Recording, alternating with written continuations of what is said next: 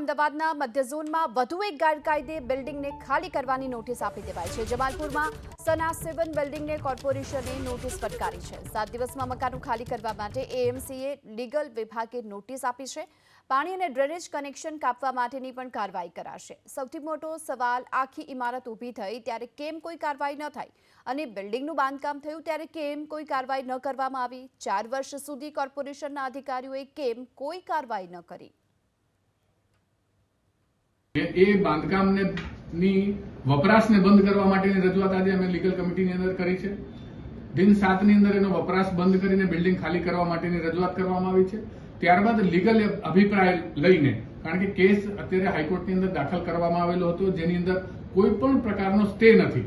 કોર્ટે કોઈ પણ પ્રકારે કોર્પોરેશનને કામગીરી કરતા અટકાવી નથી, એટલા માટે આ બિલ્ડિંગને વેકેટ કરવાની કાર્યવાહી, ત્યારબાદ લીગલ અભિપ્રાય લઈને પાણી તેમજ ડ્રેનેજના કનેક્શન્સને કેવી રીતે દૂર કરી શકાય અને આ બિલ્ડિંગને જે બિનકાયદેસર ઊભું થયેલું છે એને દૂર કરવા માટેની કાયદા અનુસાર જે કંઈ કાર્યવાહી કરવાની થતી હોય એ કાર્યવાહી કરવાની સૂચના આપેલ છે।